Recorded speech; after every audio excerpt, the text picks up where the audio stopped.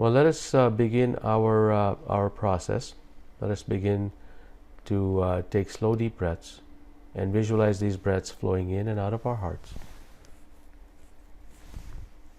Breathing a little slower, a little gentler than you normally would. And just begin by just placing awareness in the area of your heart. And take slow, deep breaths. Visualize these breaths flowing in and out of your heart.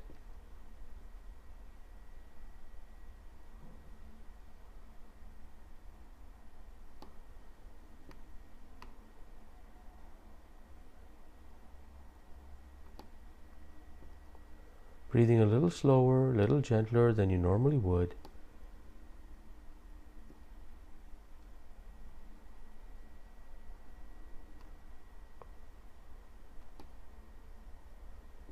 And just allow your body to settle into a rhythm. Settle into this space of gentleness. And as you take these slow, deep breaths,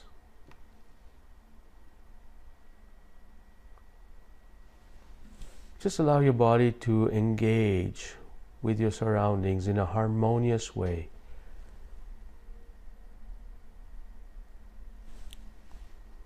Experience the bliss that goes with a gentle, slow breathing technique.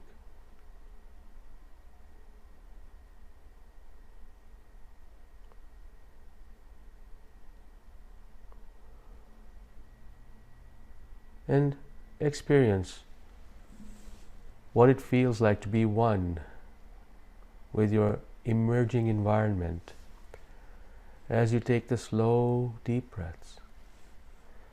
If there's chaos around you, your slow, deep breaths will transform that chaos around you. So take slow, deep breaths. Visualize these flowing in and out of your heart, breathing a little slower, a little gentler than you normally would, and experience harmony with that around you. You may begin to feel a sense of waves coming at you, and your body will be gently rocking back and forth. If not, don't worry, it comes with practice. And as you take those slow, deep breaths, just visualize these flowing in and out of your heart. Breathing a little slower, a little gentler than you normally would.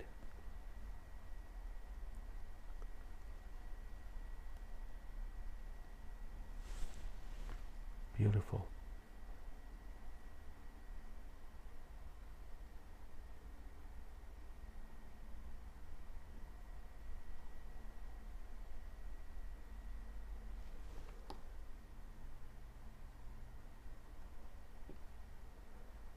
Slow, deep breaths.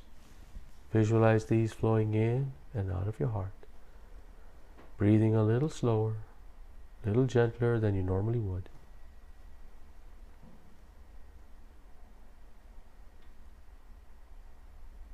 And in this simplicity, simple breathing technique,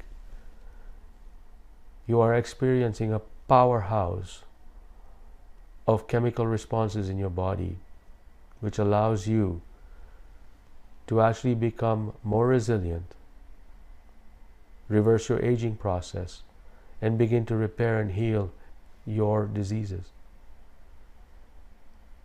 Our next practice, after our next topic, which will be in about 10 minutes or 5 minutes start, our next topic will be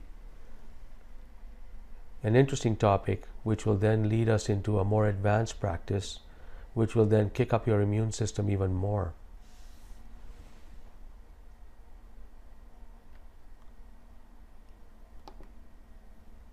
Wonderful.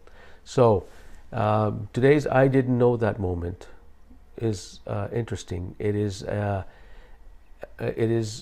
about conversations that create breakthrough.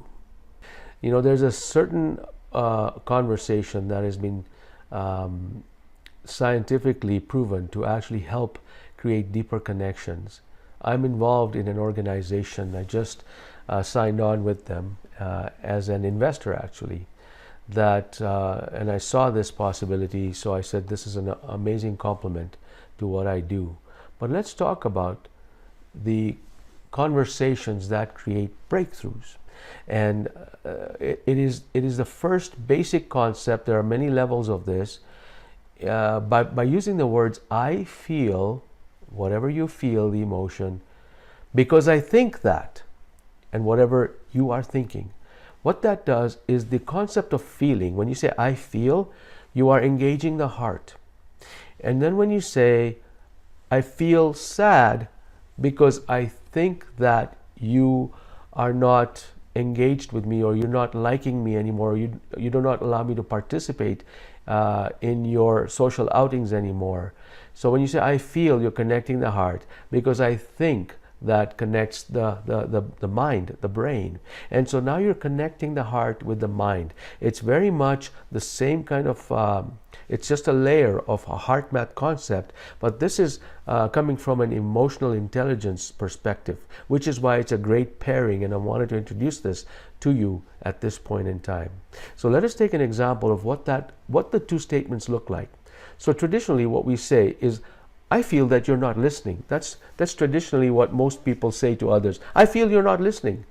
But what if you said that I feel insecure because I think that you are not listening? When you say that, you are actually engaging in a conversation and not putting the other person in a defensive mode. So when you say the first part of that is I feel insecure, you are now putting yourself in a vulnerable position.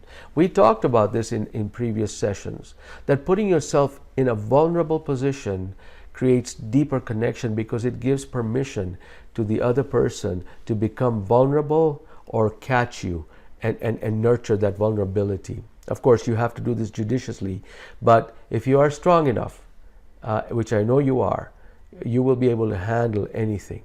All right? So a statement like I feel insecure because I think that you are not listening is an example of the I feel and I think combination.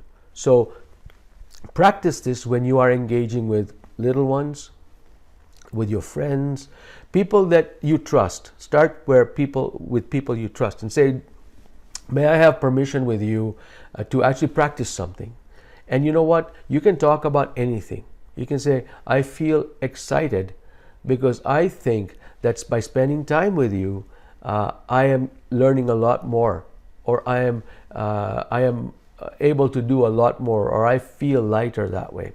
So explore this I feel, I think concept. Okay? And once you do that, you will see amazing transformation happening. I've seen people give testimonials. I haven't myself actually delved into this too much, but other trainers who've done this process with hundreds of other people have seen transformations happen immediately, almost immediately. I've tried the game. And this is the game in front of you. It's a card game that if you play, I've actually felt the shift in the way I approach things. So participate in this movement if you want. Learn more about this. There's a lot of resources on this website. You don't have to pay anything to access these resources, not now anyways. So explore what this looks like. Those of you who are in Calgary, we have a free information session on January 27, 28. Read a bit more about it. And if you want to participate, that'd be wonderful. Okay, so we can chat more about that in our next segment. But let us now do a quick coherence technique. Let's take it up one step further and let us build that capacity to become more vulnerable with others, because that is a conversations. When you create conversations in a vulnerable condition, you are actually opening up a deeper level of relationship with that person. And that deeper level of relationship will build trust, especially with your children, with your grandchildren, with your better half, or your family members, people that you trust, your friends even. All right? So let us begin to place our awareness in the area of our heart. Take slow, deep breaths and visualize these flowing in and out of your heart.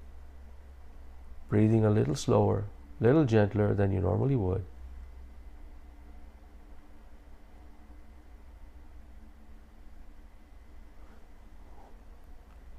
Slow, deep breaths.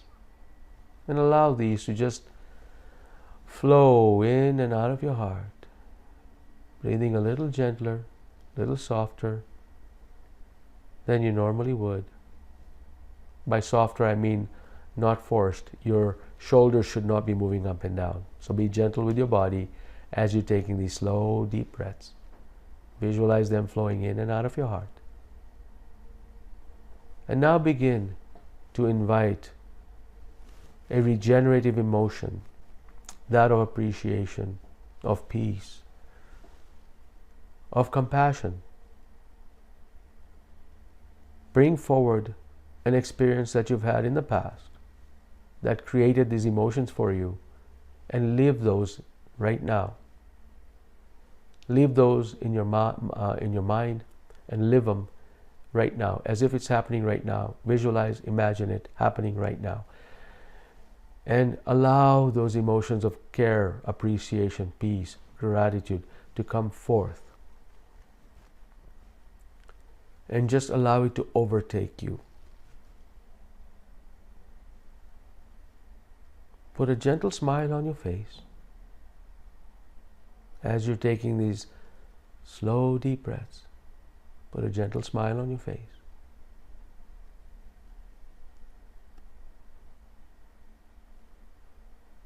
Practicing this technique, the quick coherence technique, for 5 to 15 minutes a day, you will see a measurable shift. People around you will tell you that you are behaving differently and in a good way. I've seen it happen. Slow, deep breaths. Visualize these flowing in and out of your heart. Breathing a little slower, a little gentler than you normally would. And experience a regenerative emotion such as care, compassion, appreciation, gratitude, joy. And just breathe that into your heart. Take a slow, deep breath, and as you're experiencing these emotions, allow it to just sit with your body.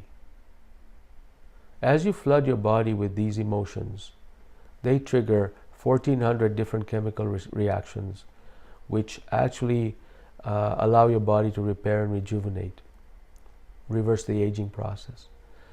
So you can do this when you're driving, when you're walking, when you're doing the dishes, whatever you're doing, because you're always going to be breathing, you're always going to be experiencing emotions, so why not choose wisely?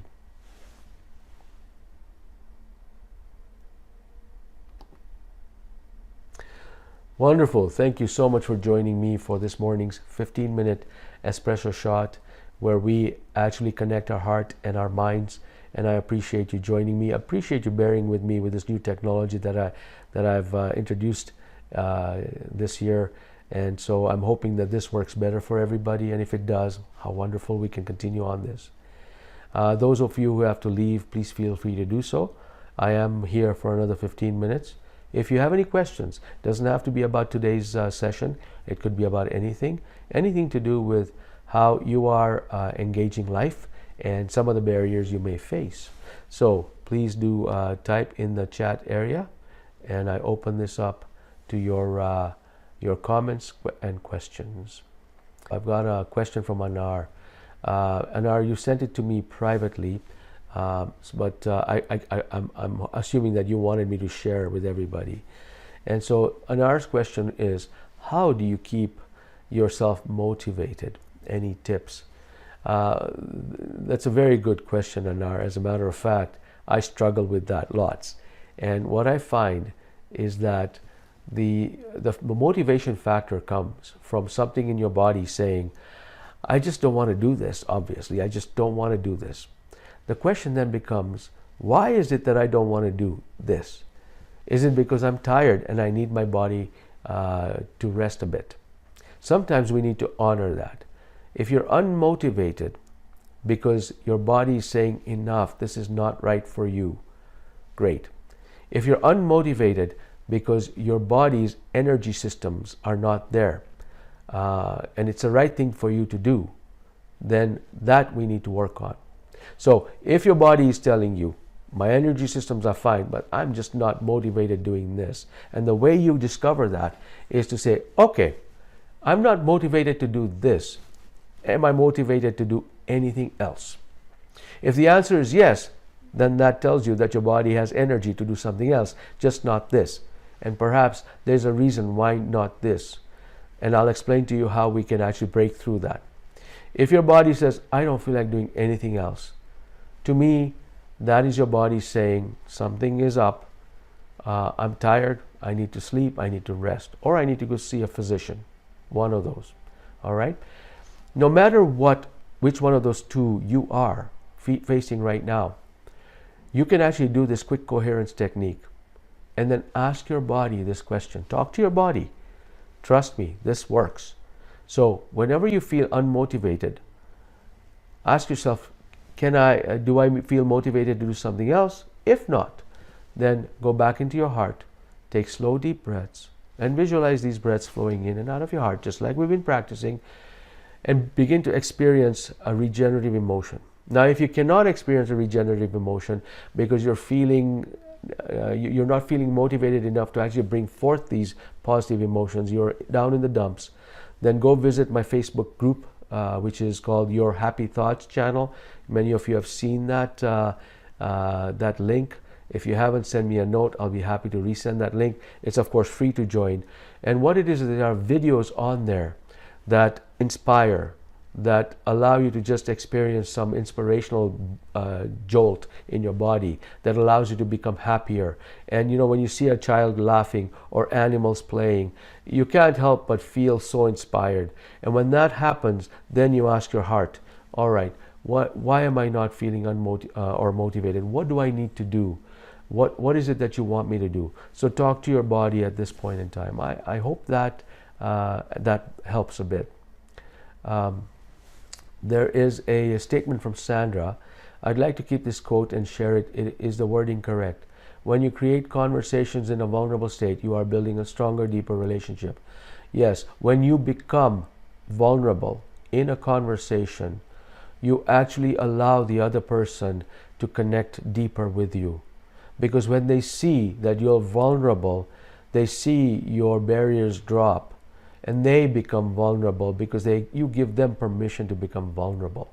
Yes, so that is quite correct statement. I would say that when you actually create vulnerability within yourself, you develop deeper relationships. So thank you so much for Sandra for asking for that clarity. Amy, your question, the I feel, I think technique, can it be used for self-talk? Absolutely, my friend. We are due for a coffee. I'll show you the actual card game that you can use to do that. But yes, I've used it for self-talk. I've used it, as a matter of fact, thank you, Amy, for this. Anar, your question about being motivated.